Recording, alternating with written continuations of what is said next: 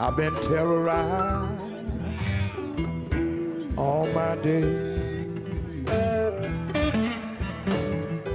Hammer all my day.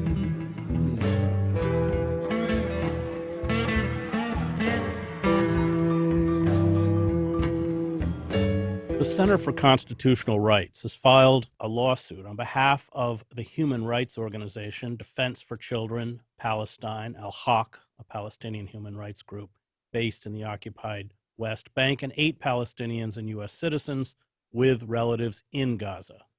The lawsuit accuses President Joe Biden and other senior officials of being complicit in Israel's genocide in Gaza. The case is being heard in a federal court in California.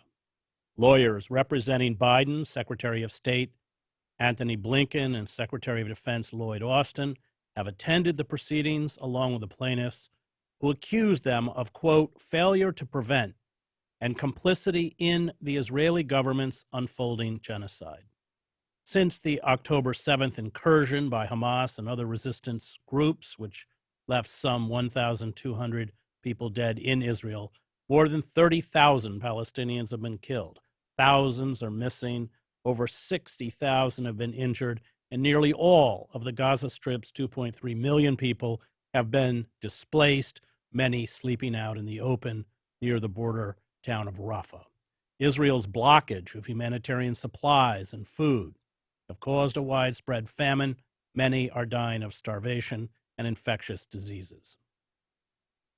The CCR complaint was filed in November of last year.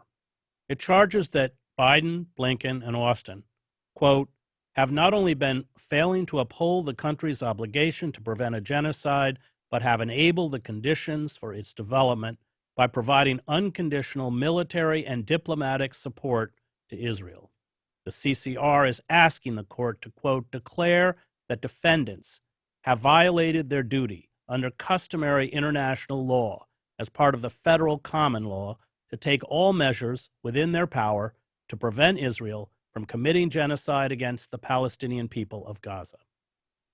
The CCR is also calling for the U.S. to use its influence over Israel to end the hostilities against Palestinians in Gaza. Joining me to discuss the case is Katherine Gallagher, a senior staff attorney at the Center for Constitutional Rights, and one of the plaintiffs, Ayman Nijim, who's from the Gaza Strip and is currently a doctoral student of transformative social change at Saybrook University in Pasadena, California. So let's begin, before we go into the law itself, let's just begin, maybe I'll start with you, Katherine, just the facts on the ground, what we are seeing in Gaza, and then we can go into how the law addresses those facts. Well, thank you for having both of us today to talk about the case and the very, very dire and urgent situation in Gaza. What we've seen since October 7th is a complete and total assault on the entire Palestinian population in Gaza. And what we are seeing at this moment is the risk of mass death, not simply from the bombs falling, but through starvation. And this moment now at the start of Ramadan, of mass starvation, of children dying, small children and babies dying from hunger, is in fact the culmination of what was set out as policy and frankly a genocidal intention expressed clearly by senior Israeli officials as early as October 9th, when the Israeli Minister of Defense promised that the entire Gaza Strip would be subjected to a total siege with no food, no fuel, no electricity, no water. And what we've seen over the course of many months of bombing now is a decimation of the entire healthcare infrastructure and mass displacement.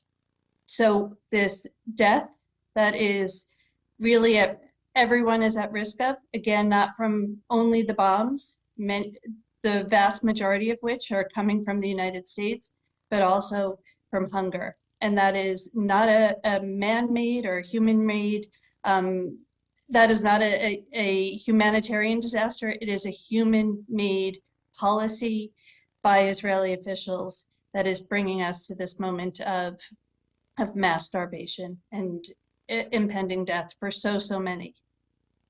So, Ayman, you have obviously friends and family in Gaza.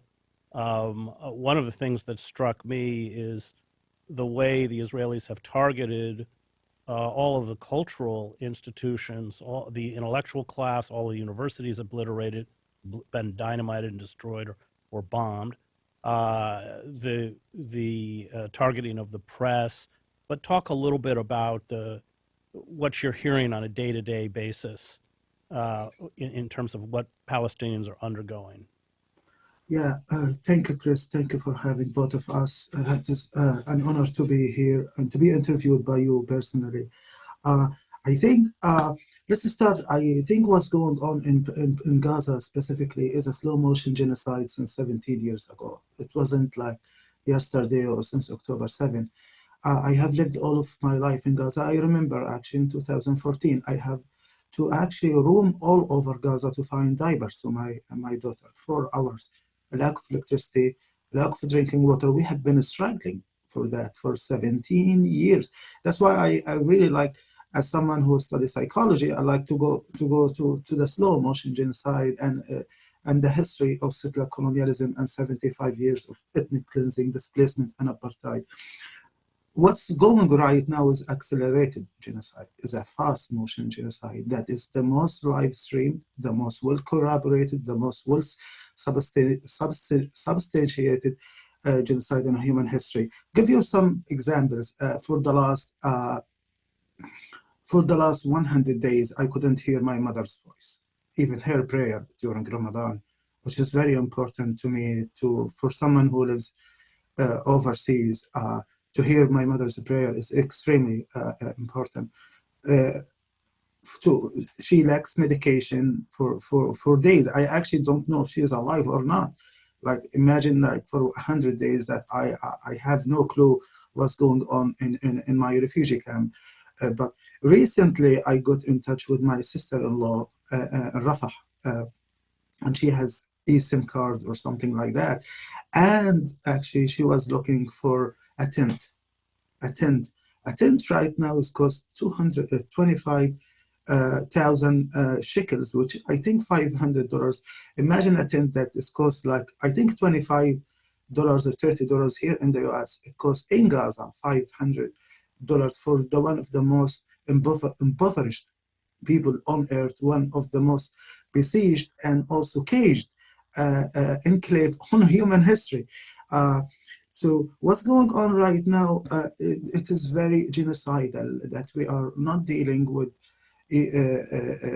ongoing trauma or post-traumatic stress disorder. We are dealing with genocidal trauma, that it will take us at least 20 years to find ways, creative praxis or creative ways to heal the trauma that have been inflicted on us, actually there in our in Gaza and here, because this is live streamed everywhere.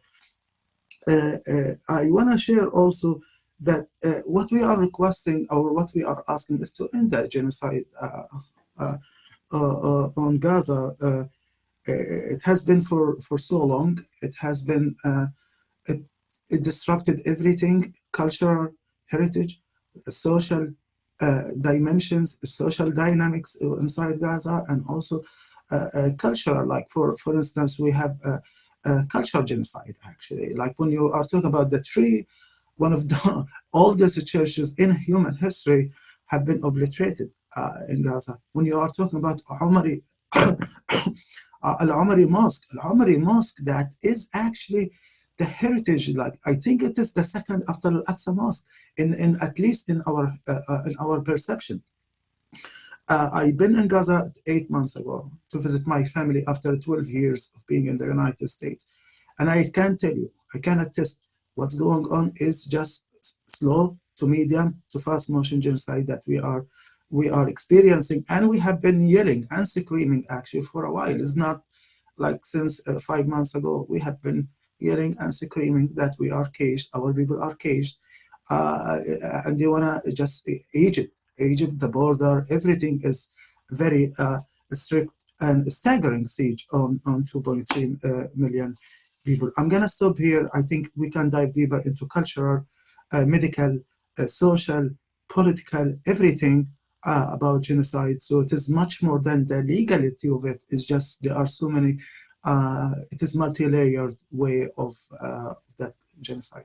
Right. You're referring, Ayman, to the siege that was set up after the elections in 2006 when Hamas took control of Gaza, turning Gaza into an open-air prison. We're watching the Egyptian government, it looks like, build an alternative open-air prison across the border in the Sinai.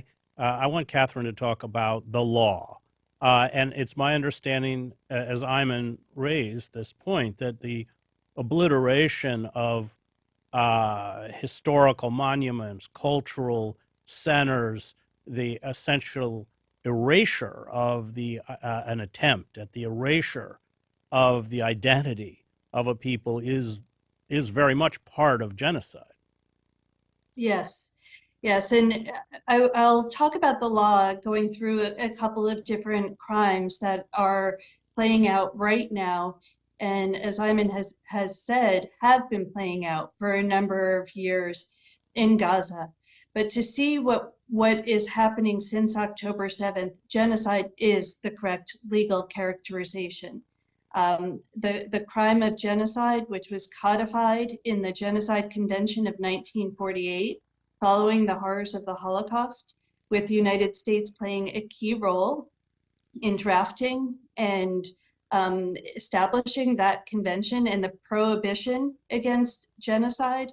Genocide is the destruction in whole or in part of a group that is targeted because of their nationality, their ethnicity, their race, or their religion.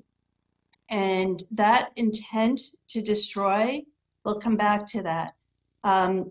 Genocide is carried out by a number of underlying acts, three of which are definitely present here. The first is killing, so killing members of that targeted group. The second is causing serious mental or physical harm. And the third is deliberately creating the conditions of life to destroy the physical group, again, in whole or in part. And so it's the infliction of these conditions. It's not even the result, but the very infliction of conditions to destroy the group. So going back to that statement that I referenced earlier of Israeli Defense Minister Gallant on October 9th, when he and then the Minister of Electricity followed up the next day, promised no food, no fuel, no electricity, and no water, creating that total siege, which is an upgrade from the already years-long blockade and siege on Gaza.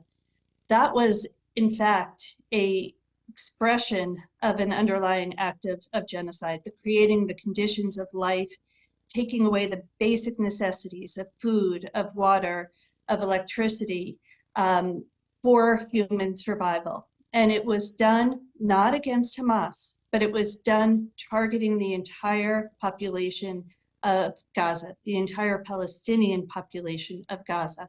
So that gives you the intent to destroy one of the protected groups, whether it's based on nationality or ethnicity, however you're looking at the Palestinian people as a people. It is not cultural genocide is not recognized as a crime.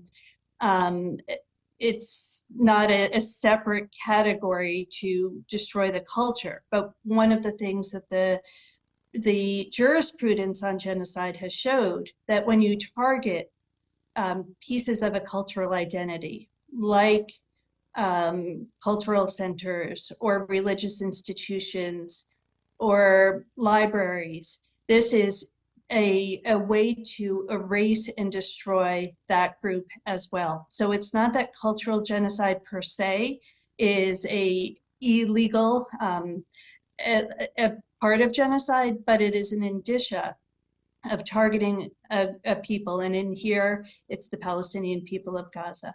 So Already by October 18th, CCR put out a briefing paper, a legal and factual analysis of the statements made by Israeli officials and the actions that they took in furtherance of those statements. So these are statements including that imposition of the total siege, the calling of the entire Palestinian population in Gaza human animals, that dehumanizing language, and statements by the president and the prime minister of Israel promising again to wipe out or to have Gaza look nothing like it was before, for everyone to have to leave.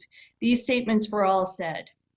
And so our briefing paper at that point was a warning, because the Genocide Convention, in addition to prohibiting the commission of genocide or complicity, meaning aiding and abetting genocide, it also imposes a duty on all states who are members of the Genocide Convention to prevent, to take active measures to prevent genocide from, quote, the moment that there is a serious risk of genocide.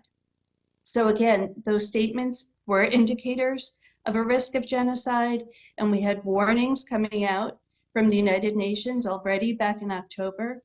And rather than uphold its duty to do everything it could to stop a genocide against the Palestinian population in Gaza, the United States affirmatively expressed support for Israel's operation.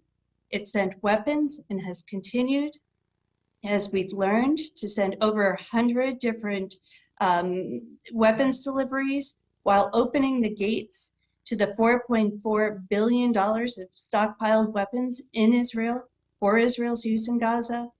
And it has blocked measures at the United Nations Security Council for a ceasefire. So the United States has failed in its duty to prevent, and it has actively been complicit in genocide. Now, genocide is one crime, and we have had the International Court of Justice, of course, rule 6 weeks ago that there was a plausible genocide in Gaza. But there are also crimes against humanity. Crimes against humanity are the widespread or systematic attack against a civilian population. So here, again, when you have measures like the total siege imposed in targeting all of the Palestinians in Gaza, at least half of whom are children, and the vast majority of the victims are women and children in this horror that we've all been bearing witness to for the last 160 plus days now. This is the civilian population that is being targeted. So it is a crime against humanity. And then you look at the specific crimes that could include murder, that could include extermination, which is on the spectrum with genocide. And it could include things that we're seeing, deportation and forcible transfer. In those first days of the assault on Gaza, there was the quote unquote evacuation order where over 1 million people were ordered to move from the north to the south, supposedly for safety. I mean, not only were some of them bombed on the way, but we've seen what's happened over the last months as that space has continually shrunk, and the Palestinian population who supposedly were displaced and transferred for safety have been bombed and attacked everywhere that they've gone, rendered homeless, without food, as Ayman described, seeking any kind of shelter that they can. So we have crimes against humanity. And of course, we have war crimes. The reason why I end with war crimes rather than start is because we've had war crimes, and we've certainly also had crimes against humanity going on for a number of years. Gaza is part of the occupied Palestinian territory, and that status as occupied territory brings in international humanitarian law. So IHL, as it's known, has applied across the occupied Palestinian territory since 1967 and continues to apply at this very day. So that means the Geneva Conventions apply and should be protecting the Palestinian population in Gaza. But what we've seen over the last years, and especially since September 11th, taking a page from the United States playbook, is we've seen that international humanitarian law has been converted into a sword rather than a shield for the protection of civilians. And it's often been used to justify attacks. So these debates around human shields and military necessity, these political arguments around war crimes and international humanitarian law have really, unfortunately, had the effect of not having the core purpose, again, protection of civilians, be realized, but rather it's been an excuse or a use for more force against the occupied territory. So a very long answer to your question. But that there is, at bottom line, there is applicable international law. The vast majority of this law has been implemented into national systems around the world. We have a war crime statute in the United States. We have a genocide statute in the United States. And of course, there's an international criminal court in The Hague that has active jurisdiction over all of these crimes at this very moment. Well, one of the caveats that Israel is well aware of is that if, for instance, a hospital or a medical facility, you can correct me if I'm wrong, Katherine, is being used by armed opponents, then that protection that it has under international law is wiped out, which is why Israel claims that every hospital is a Hamas command center. Of course, they've never managed to produce any evidence that that is the case, but linguistically, they found ways to essentially cancel out the rules of war. Is that correct? Well, they have tried to, and I think that doesn't mean it's correct. You have protections for civilian objects and civilians, and that is a cardinal principle in international humanitarian law, that you have to distinguish between civilians and civilian objects on the one side and military targets on the other. So the first step is to determine whether there are civilians present or whether this is in fact a military object. And that is something that requires scrutiny. And I'm not sure we're seeing that scrutiny. And then you have to do an assessment as to whether or not there is such a military necessity that you can actually do a strike knowing that there are protected civilians or that this is a protected civilian object. It's not that that civilian object loses its protection. It should still have that protection. We are not seeing that kind of proportionality analysis being done on a target by target basis, certainly, or else we would not have had 2-ton bombs being dropped on densely populated refugee camps, resulting in the deaths of scores and scores of people, the vast majority of whom are children and babies, because their bodies absorb the shock from these huge, massive bombs. So we are not seeing, even under the most generous, for the military's purposes, reading of IHL, we are not seeing that kind of analysis. And again, I would suggest that the way this entire operation is being carried out, it is being carried out with the target of the operation being civilians. When you're dropping a 2-ton bomb, a 2,000-pound bomb on a densely populated area, you are going to kill civilians. So it is hard to argue that they are not the object of that bomb. I had worked at the Yugoslav War Crimes Tribunal for a number of years, and when we look at the shelling of Sarajevo, we don't hear people talking all the time about, oh, human shields. There were civilians present. Wow, those pesky Bosnian Muslims for having civilians in the area. No, we look at the way the Republic of Srpska military targeted an area that was densely populated with civilians.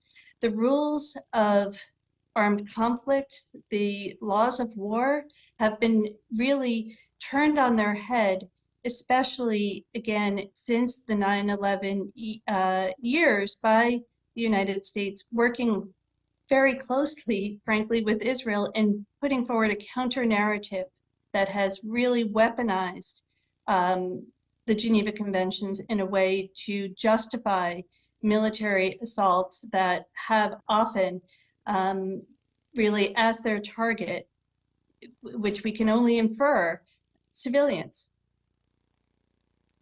Ayman, I want to talk about law. There are two sets of laws, one for Palestinians in the apartheid state of Israel and one for Israeli Jews, maybe three sets, and another for Palestinian Arabs who are citizens of Israel, which is about 20% of Israel. So first talk about the law in the occupied territories in Palestine as an instrument of oppression. And then we have seen from the inception of the state of Israel, how Israel has, in a very cavalier fashion, ignored international law repeatedly. And that has been a constant in this settler colonial project. Thank you. I just want to start by the ID law. If you are from Gaza, you cannot go to the West Bank and vice versa. I believe that was in 1951, 1953. So as I am 40 years old, I have never been in the West Bank. I have never been in Ramallah. I have never been in Asdod, where my grandfather lived for generations. I couldn't even travel there, and I am 40 years old, and I am US citizen too. So this can give you the laws, like just an example. When I was a child, I wanted to go to Jerusalem with my mother. I was denied to go to Jerusalem. I was 10 years old. I mean, that was during, the presence or the physical presence of the occupation. Right now, the occupation is from the air and land and sea after 2005, later this engagement. So, I mean, the laws, I personally call it is a caste system. It's much more, when you look at the second-class citizenship inside 48 Palestine, or when you look at the ethnic cleansing, and right now the forced displacement in Masafer Yatta, South Hebron, and when you look into the daily incursion, the daily night incursion in the West Bank. So I think these are laws. I mean, we have the 2008 Jewish basic law, which actually gives self-determination for the Jewish people, while people who are really languishing under apartheid and settler colonialism for actually 100 years since 1917 with Balfour Declaration, they were seeking for self-determination. We are the ones who are we are abiding by the international law and seeking for our self-determination for years. I don't think that Palestine has been free in all of, from Ottoman Empire to British mandate, then to 1948. So these are laws, and I think laws are made actually to subjugate and to keep the occupation. I think in Adala organization in 48, they have documented actually on their website the number of racist laws. I mean, honestly, we cannot even count the racist laws. I mean, for us in Gaza, we felt for years, actually, someone who grew and raised in Gaza for 22 years in Gaza. I remember like someone from Brooklyn can come and swim in our Mediterranean Sea, and I cannot swim. I'm not sure because of how I look like, or I don't know. Like the Kfar Darom settlement actually was literally 5 minutes from my family house, and we couldn't, like all of our childhood, we couldn't go to the Khan Yunis I live in Deir al-Balah, which is adjacent to Khan Yunis. Khan Yunis is to the south. Like all of my entire childhood, stuck in a very tiny refugee camp called Deir al-Balah, which stands for Deir al-Balah, for Chapel of Pan Monastery. And very important, Chris, here, because some people think that Palestine is a mosaic of culture, religion, religious, and social beliefs. Like we are Christian, we are Muslims, we are just even the name of my camp is Deir al-Balah, the Chapel of Pan Monastery. So we have long history that Israel is trying to obliterate our culture, identity, and our identity, and also our reclamation to our indigenous land. Very important. I'm not sure, when you bombard or when you annihilate, I like to use annihilate churches or mosque and hospital and cultural center and Basha center, and also Palestinian Legislative Council, which we actually felt in 1993 that we will have a country of our own, we will have a peace, we will have, etc. And that was obliterated. If you look at the carpet bombing, saturation bombing, actually, in all of Gaza Strip, every area. I was speaking with my sister, 100 days ago, and that we are talking about 100 days ago, and she was telling me literally, carpet bombing everywhere, even the cemetery, the close nearby her house, in the first days of the war, of the genocide, it has been very smelly because people have no places to put their loved ones in burial sites, and that was going for a long time. I mean, everyone have seen in the media, and live stream. They have seen what the indigenous people in Gaza are languishing with. So that's why I think we as a plaintiff, we were honored to be reached by Center for Constitutional Rights. And I believe, Chris, if you ask right now how many people can be a plaintiff in this case, you will find at least 1,000 people in the United States. You will find 2.3 million, they will be plaintiff for this case. Because this is not an American. They will be in this case because this is not a crime. This is a crime of the crimes, and it is a moral imperative for every freedom-loving people to support Palestine, because Palestine is not just also a global South issue. Palestine is the humanitarian, humanist issue that everyone should fight for. You should not be Jewish, Christian, or Muslim to fight for Palestine. You should be human to support the indigenous people's right to live, especially this time. Katherine, were you surprised? Some of us were that they accepted the case. And then I want you to talk about the response of the defense. Sure. So we filed our case on November 13th in California in a federal court, and the United States has fought this case quite strongly. So yes, they accepted the filing of the case, but the Department of Justice has come in and responded quite quickly, saying that the federal courts in the United States can't reach the President of the United States, Secretary of State Blinken, or Secretary of State Austin. And even if there is a binding legal obligation to take all measures within the United States' considerable power vis-a-vis Israel, or its obligations not to be complicit in genocide, it's not for a US court to do anything. Now, as the United States says to a US court, you can't adjudicate this case, you can't hear this case, it's also, of course, pushing back on South Africa's effort at the International Court of Justice. And as we've seen, the United States has pushed back aggressively, particularly during the Trump administration, but it really hasn't let up at much against the International Criminal Court. We still have Secretary of State Blinken speaking out against the ICC investigating Israeli officials for crimes committed on the occupied Palestinian territory. So in our case, the US says not here, and really it has said not anywhere. So we had a briefing first in over the course of December. We have sought not only a declaratory judgment, but we had also sought an injunction.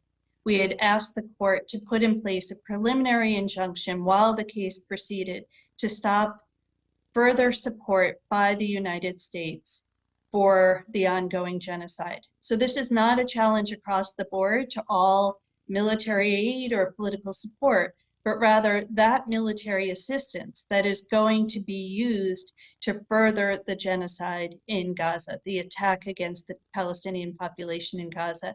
And as public reporting has made clear, the vast majority of weapons being used against the Palestinian population in Gaza are coming from the United States and have continued to come from the United States after October 7th through at least December, if not continuing now, as recent reporting from the Washington Post showed. So we were asking the court to say no in order to comply with your legal obligations, not to further a genocide. You can't send the means by which a genocide is effectuated, meaning the military hardware that's being used to kill, at this point now, over 31,000 Palestinians, as you mentioned in the introduction, injure tens of thousands more, and has brought the entire population to the brink of death, especially children, through the campaign of the total siege to deny food. So we had a hearing on the preliminary injunction and the government's request to dismiss the case in Oakland on January 26th. And it was a hearing unlike anything that I've been a part of at my 17 years at CCR. We had first legal argument, trying to explain to the court why it is that this case was not one that fell within the quote political question doctrine, which is the legal argument that the Department of Justice put forward, essentially arguing that this case is a challenge to US government policy, and it's inappropriate for courts to dictate what US policy is. Our response was no, this is not a challenge to policy. This is a request for the court to do what it does every day, identify the law and order defendants to comply with the law. Here, the law happens to be genocide, and the prohibition against furthering a genocide. It is a identifiable crime with elements, just like every other crime, and the court can, in fact, put forward an order to stop genocide.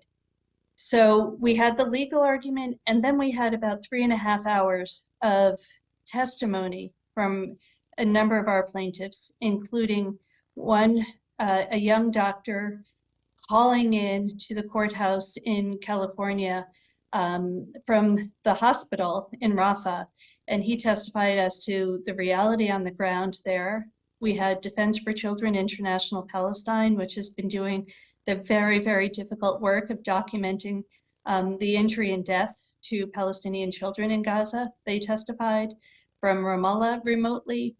And then a number of our Palestinian American plaintiffs told in really heartbreaking detail what it's been like to be far from their families, as Ayman has spoken about already today, wondering each day whether their family would be alive. The number of family members who have been killed exceeds 100. One of our organizational plaintiffs, staff member Ahmed Aboufoul, lost over 60 members of his family. So the judge listened quite intently to the testimony of the plaintiffs, as well as a historian, Holocaust and Jewish Studies historian, Barry Trachtenberg, testify. And the judge at the end of the hearing said that in his many, many years on the bench, he was a George W. Bush appointee, so he's been on the bench a while, that this was the most difficult factual and legal case that he's heard. Unfortunately, that didn't stop him from dismissing the case on this political question grounds, and he did not engage sufficiently with our arguments, unfortunately, that this is a case about a legal duty and not about policy. But he did hear our plaintiffs, and he did understand the gravity of the crimes, and he found that there is a plausible genocide taking place at this moment in Gaza. And he found that the United States, quote, unflagging support for this genocide is happening. And he, quote, implored the executive defendants, the president, secretaries of state and defense, to stop that support. We have not seen a stop to that support, and we have appealed the case. So our appeal brief went in on March 8th, last week, and we have had the first amicus brief come in support of us today by Jewish Voice for Peace, and we anticipate a number of amicus briefs coming in on March 14th, also in support of the case. So we have an expedited appeal schedule because we have people whose lives are at risk every day in Gaza.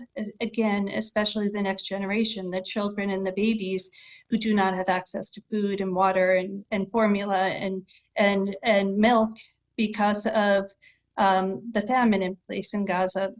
So we are pushing for this case to be heard as quickly as possible.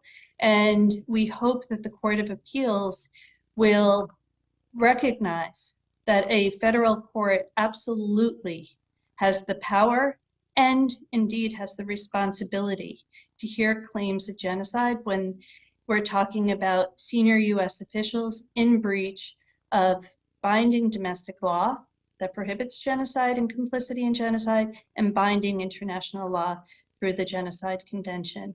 So that's where the case stands at this moment. But we really hope that even though the case is so important, we hope that the Biden administration doesn't wait for a ruling from the Ninth Circuit and instead finally takes the action that the law requires and frankly that human decency and morality requires and stops its support for this genocide.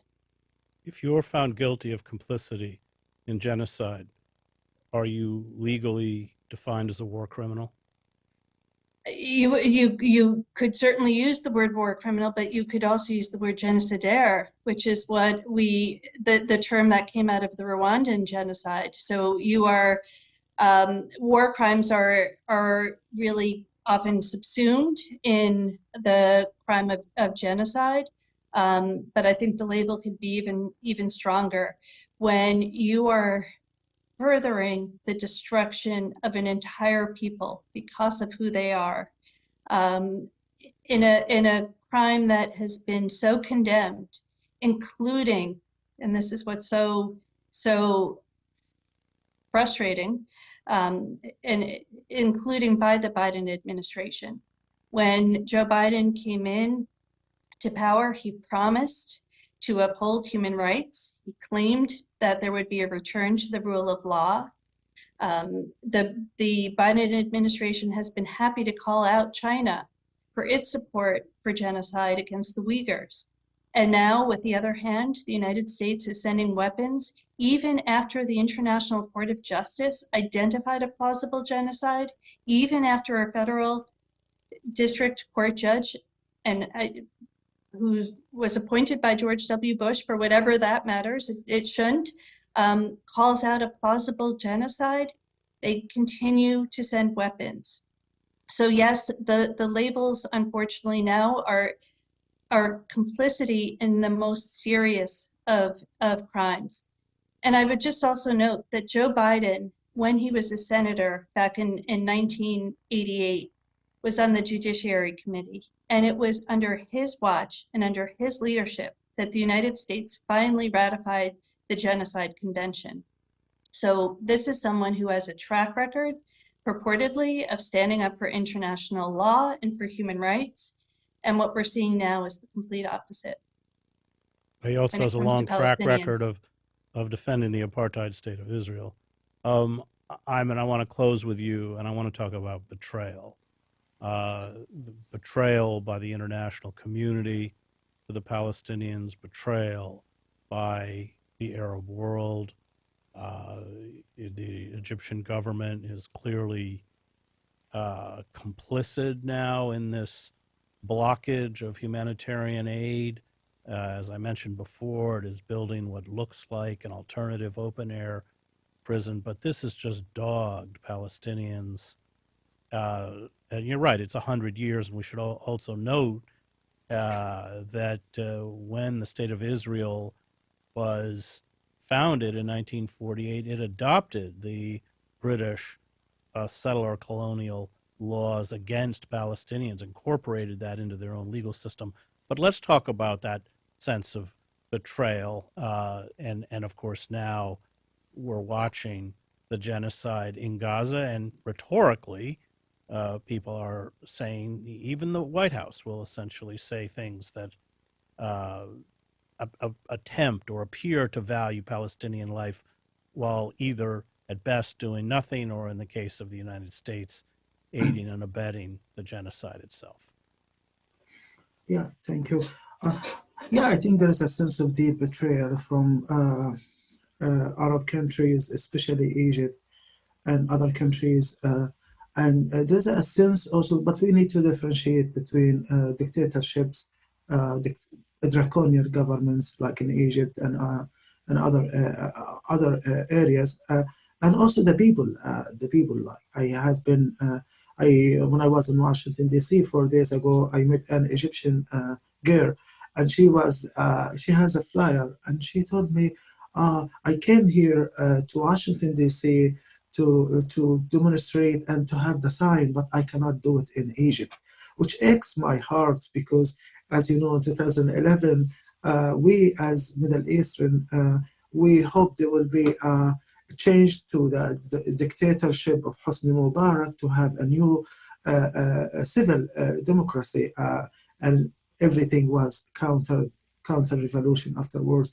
So I think the people are really right now in feeling hopeless and helpless, but also in deep anger inside the Middle East. The people, like you can see, like in Tunisia, Algeria, where the 1.5 million people died for their own self-determination and liberation from the French.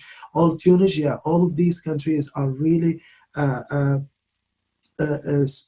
struggling to go to the streets. And also there's, for us as from Gaza, we feel like, where are the Arab wars? Where the international community? Where is the United States, like the superpower? Where is Russia? Where is China? Like people from the streets writing on Facebook, where are they? They left us alone with Israel, the most well sophisticated army. I mean, in terms of weapons and tanks, we, as in Gaza, we literally, some people think like we have tanks, we have jet fighters, we have gunboats. We have nothing. I mean, just for people to understand. So I think this genocide has changed everything for Palestinians, because we believed actually that the freedom in Palestine will entail three parts. 40% from us as Palestinian, like from inside, and 20 to 30% is the international pressure on Israel. And I believed in that time like 10% will be from the Israeli left, like will come encouragement. And we have seen that with the Salem report about apartheid, and human rights organization 3 years ago, they started to say, oh, there is apartheid since Israel inception. But we have been, as indigenous people, we have lived it, and we have told them like it is a genocide, it is apartheid. We read also, we are not lawyers, but we lived it, we feel it. So there's a sense of betrayal, but right now, I think what we are focusing on is to end the genocide. End the genocide, because if we can save one life, and that's why we joined the lawsuit, if we can save my mother's life, or my father's life, or my cousins, my nieces, everyone is living in Gaza. I think right now in the genocide by whatever means possible. Like we go after President Biden of aiding and abetting genocide and being complicit in genocide, Austin and Blinken, and even or any officials who put their hands actually to be killing and murdering without compunction or remorse or contrite, like 12,000 children. I remember in Srebrenica or like Sarajevo, it was 8,300 people who were murdered in that genocide.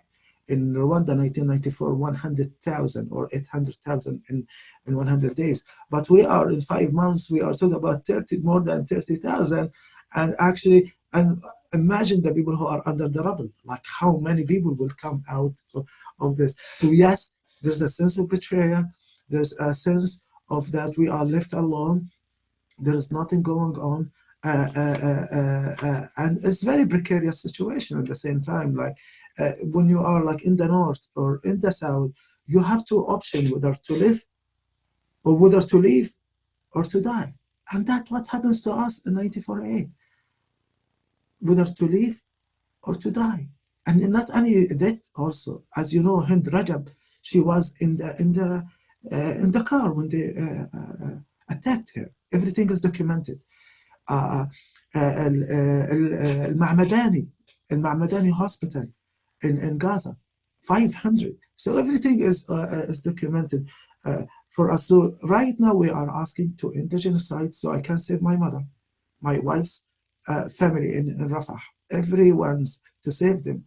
Then we will find way to articulate our healing praxis because it's gonna take us a while. I worked with kids for 15 years in trauma healing and identify and to fight against internalized aggression. As you know, in war zones, like internalized aggression is, and this one will entail like a collective internationalist healing perspective or praxis to help heal that kind of trauma. While there's a betrayal from everyone, while there's a sense of hopelessness and helplessness, and guilt. I mean, honestly, Chris, I'm gonna share with you. Like yesterday, I broke my fast with my family, and then I have food guilt that I can eat, and I can provide food for my kids and my wife, and I'm not sure if my mother is eating or not even my mother. Like people in the north,